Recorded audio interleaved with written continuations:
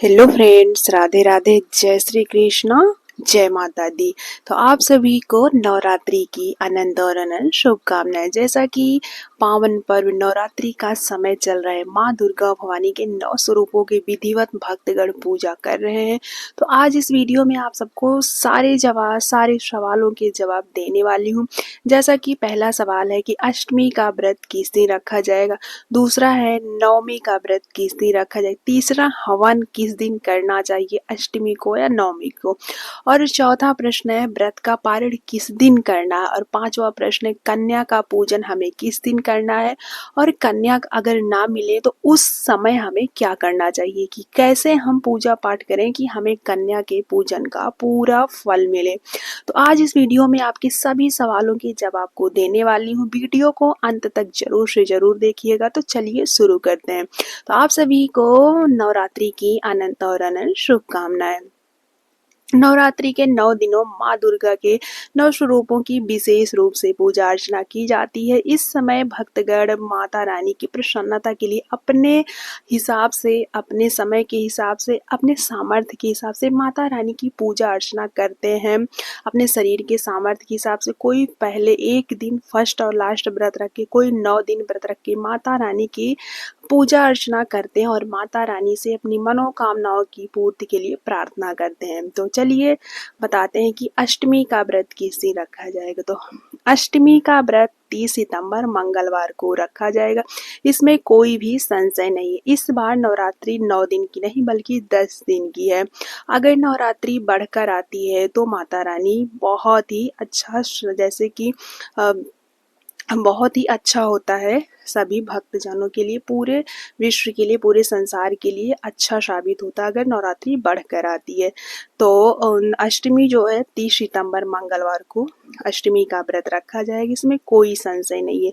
और नवमी का जो व्रत है वो बुधवार 1 अक्टूबर को रखा जाएगा, इसमें भी कोई संशय नहीं है। जो लोग 9 दिन का व्रत रखते हैं, नवमी बुधवार को है 1 अक्टूबर को। अब बात आती है कि हवन आपको किस दिन करना है। तो हवन अष्टमी को करें या नवमी को करें। जैसे कि नवरात्रि का पर्व चलता है तो पंडित लोग आते हैं हवन करने। तो इस समय जो पंडित का अभाव हो जाता है, क्योंकि हर घरों में हवन कराया जाता है। तो अष्टमी से ही हवन का प्रारंभ हो जाता है। कुछ घरों में अष्टमी को हवन होता है और कुछ घरों में नवमी को हवन होता है। तो आप अपने घर पर देख लीजिएगा कि आपको अष्टमी को करना है या नवमी को। इसमें कोई दिक्कत नहीं है कि माता रानी रुष्ट हो जाएंगी या हमारा व्रत निष्फल हो जाएगा, कोई संशय नहीं है। हमारी माता रानी हमारे भाव को देखती है। चाहे आप अष्टमी को हवन करें या नवमी को करें, नवरात्रि में तो कर रहे हैं ना, तो अष्टमी से ही हवन का प्रारंभ हो जाता है। आप संशय में ना रहे कि अष्टमी को करें या नवमी को, आप चाहे जब कर लें, कोई दिक्कत नहीं है। अब बात आती है कि कन्या का पूजन हमें किस दिन करना है। तो शहरों में क्या होता है कि नवरात्रि के 9 दिन सप्तमी या अष्टमी से ही प्रारंभ हो जाता है कन्या पूजन, क्योंकि वहाँ कन्याओं का मिलना बड़ी मुश्किल हो जाता है। जैसे शहरों में, तो गांव में तो मिल जाती हैं। गांव में भी आजकल दिक्कत हो रही, क्योंकि लोग भेजते नहीं हैं कन्या को। लेकिन जो है शहरों में भी वही हाल है। शहरों में तो और भी दिक्कत हो रही कन्या पूजन के लिए। तो जो है अष्टमी से ही कन्या पूजन का प्रारंभ हो जाता है।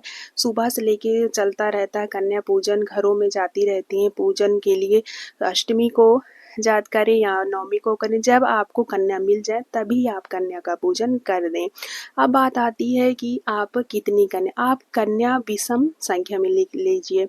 और कहीं कहीं पर मिल नहीं पाती कन्या, तो 1 कन्या, 3 कन्या, 5 कन्या और 9 कन्या अगर मिल जाती है तो बहुत ही शुभ होता है। 9 कन्या और उनके साथ एक लड़का, बालक को रखते हैं, जैसे भैरव का स्वरूप मानते हैं। तो अगर 9 कन्या मिल जाए और एक भैरव के रूप में बालक मिल जाए तो वो बहुत ही अच्छा होता है। लेकिन अगर नहीं मिल पाती तो क्या करें। अगर नहीं मिल पाती हैं कन्या तो आप 9 जोटा माता रानी के सामने प्रसाद को चढ़ा दीजिए। 9 जोटा का मतलब होता है 9 दुनिया 18 पूड़ी, और जो भी आप बनाए हैं, कहीं कहीं पर हलवा, पूड़ी और काले चने की सब्जी बनाते हैं बिना लहसुन प्याज के। तो बनाते हैं, वो माता रानी को चढ़ा देते हैं। उसके बाद उस प्रसाद को ले जाकर मंदिर में कन्याएँ आसानी से मिल जाती हैं, तो आप वो भी खिला सकते हैं और अपने सामर्थ्य के हिसाब से आप अधिक से अधिक कन्याओं को खिला सकते हैं। मंदिर में तो आसानी से मिल जाती हैं, तो वहाँ आप वहाँ भी खिला सकते हैं, और वहाँ भी नहीं सामर्थ्य है तो आप 9 जगह 18 पूड़ी, 9-9 18, उसके बाद एक भैरव बाबा के नाम से भी 10 जगह आप पूड़ी को रख लीजिए। जो भी आपने बनाया है 10 जगह रख लीजिए। प्रसाद, केला, फल जो भी आपका सामर्थ्य रख लीजिए, चढ़ा दीजिए। उसके बाद आप वो ले जाकर आप गाय को खिला दीजिए, क्योंकि हमारी गाय माता है। अगर अब कन्याएँ नहीं मिल पाती तो आप गाय को भी खिला सकते हैं, इसमें कोई दिक्कत नहीं है।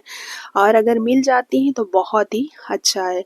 और अगर एक कन्या मिल जाती है तो एक कन्या को ही 9 बार पूजन कर सकते हैं। और अगर मिल जाती हैं 9 कन्या तो बहुत ही अच्छा है, और नहीं मिल पाती हैं तो आप मंदिर में जाकर आप पूजन कर सकते हैं। कहीं मंदिर में चले जाइए, अपने सामर्थ्य के हिसाब से दान पुण्य कर दीजिए। अगर आप ये भी नहीं कर सकते हैं तो जितना आपका सामर्थ्य 9 कन्याओं के दान के लिए जो पैसा है वो ले जाकर मंदिर में आप चढ़ा सकते हैं। तो कन्या पूजन ऐसे भी कर सकते हैं। तो कन्या पूजन अष्टमी को करें या नवमी को करें, कोई संदेह नहीं है। माता रानी आपका भाव देखती हैं। आप अष्टमी को करें या नवमी को, जैसे आपके घर में होता हो। माँ रुष्ट नहीं होती हैं। अष्टमी को करेंगे या फिर नवमी को करेंगे, कोई दिक्कत नहीं है।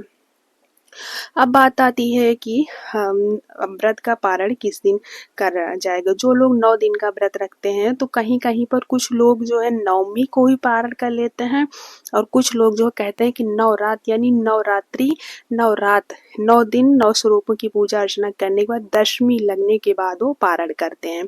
तो जैसे कि आप देख लीजिएगा आपके घर में कैसे प्रचलन चल आ रहा है और आप पहले कैसे पारण करती हैं। वैसे अगर आप व्रत रखे हैं तो नवरात्रि यानी माता रानी की 9 स्वरूपों की पूजा अर्चना करने के बाद दशमी में ही पारण करें तो बहुत ही अच्छा होगा। और हम लोग क्या करते हैं ये भी आप जान लीजिए। हम लोग नवरात्रि के 9 माता रानी के 9 स्वरूपों की पूजा करने के बाद ही दशमी में ही पारण करते हैं। अब आपके घर में क्या होता है वो भी आप देख सकते हैं। तो नवमी जो है, अब आपको ये बता देते हैं कि अगर नवमी में पारण करते हैं तो कब करेंगे। जो लोग नवमी में पारण करेंगे वो 1 अक्टूबर बुधवार सुबह 10:27 से 2:37 के अंदर आपको पारण करना है। और जो लोग दशमी को पारण करेंगे वो सुबह 2 अक्टूबर सुबह 6 बजे, यानी 6 बजे के बाद आप 10:30 बजे तक आप उस बीच में आप पारण कर सकते हैं। तो आप अपने घर का देख लीजिएगा कि आप नवमी को पारण करते हैं या फिर दशमी को पारण करते हैं। और अब आशा करती हूँ आपके सभी सवालों का जवाब मिल जाता है। तो फिर से बता देती हूँ, अष्टमी का जो व्रत है वो 30 सितंबर मंगलवार को रखा जाएगा, कोई संशय नहीं है। नवमी का व्रत बुधवार 1 अक्टूबर को रखा जाएगा, और हवन चाहे आप अष्टमी को करें या नवमी को करें। व्रत का पारण जैसे आप नवमी को करते हैं तो नवमी में करें, और दशमी में करते हैं तो दशमी में करें। कन्या पूजन आप तो स्टार्ट हो गया है, अष्टमी से ही स्टार्ट हो गया। अष्टमी को करें या नवमी को करें, कोई दिक्कत नहीं है। जो लोग पारण नवमी में करते हैं वो 1 अक्टूबर को करेंगे, और जो लोग दशमी को व्रत का पारण करते हैं वो 2 अक्टूबर को करेंगे। तो आशा करती हूँ फ्रेंड्स आपके सभी सवालों के जवाब मिल गए होंगे। और आप माता रानी के कलश का जो विसर्जन होगा वो 9 बुधवार को किया जाएगा। तो आप लोग देख लीजिएगा। आप लोगों को जय माता दी, हरे कृष्णा।